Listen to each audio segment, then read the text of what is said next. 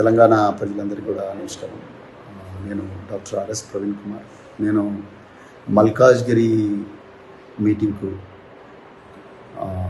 మల్కాజ్గిరి కమిషనరేట్లో సరూర్ నగర్ స్టేడియంలో ఉండే మీటింగ్కు ప్రిపేర్ అవుతుంటే ఈరోజు మరి సైబరాబాద్ పోలీసులు ఉదయమే మా ఇంటికి వచ్చి నన్ను హౌస్ అరెస్ట్ చేస్తామంటున్నారు.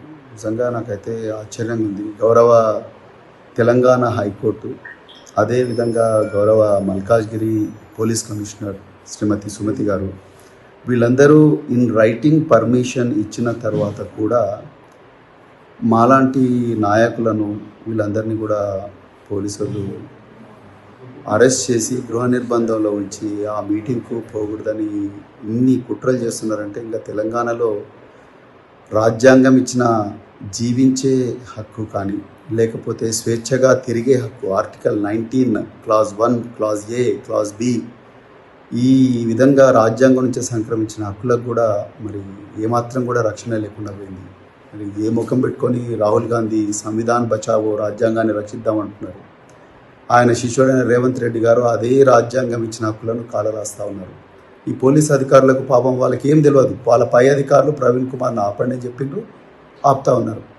వాళ్ళ దగ్గర మాకు ఆ ఇన్ఫర్మేషన్ సరే ఇన్ఫర్మేషన్. నేను మా యువ నాయకులు మా ఎమ్మెల్సీ షంబీపూర్ రాజు గారు నాకు ఆ పోలీస్ పర్మిషన్ లెటర్ కూడా పంపించారు. అదే విషయాన్ని నేను వీళ్ళకు నర్సింగ్ ఇన్స్పెక్టర్ గారు కూడా చెప్పాను. సో వాళ్ళు మా పై ఆఫీసర్లతో మాట్లాడి చెప్తామని అంటున్నారు. ఈ విధంగా అరాచక పాలన, దుర్మార్గ పాలన నడుస్తూ ఉన్నది తెలంగాణలో. ఒకసారి ప్రజలందరూ కూడా గమనించాలి.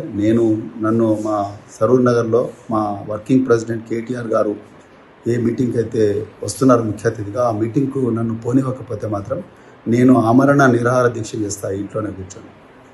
నేను డీజీపీ గారికి, హోంమంత్రి రేవంత్ రెడ్డి గారికి నేను క్లియర్గా చెప్తున్నా, ఇది ఒక వార్నింగ్. రేవంత్ రెడ్డి గారు, రాజ్యాంగం బాబాసాహెబ్ అంబేద్కర్ గారు నాకు ఆర్టికల్ 19 ప్రకారం నాకు స్వేచ్ఛగా తిరిగే హక్కు, స్వేచ్ఛగా మాట్లాడే హక్కు ఇచ్చిండ్రు. కానీ మీ పోలీసు వాళ్ళు ఇలా నన్ను ఆపుతా ఉన్నారు. నేను కంటెంప్ట్ ఆఫ్ ద కోర్ట్ వేయడం కాదు, నేను అమర నిరాహార దీక్ష చేస్తే నన్ను ఆ మీటింగ్ పోనీయకపోతే. జై తెలంగాణ, జై కేసీఆర్.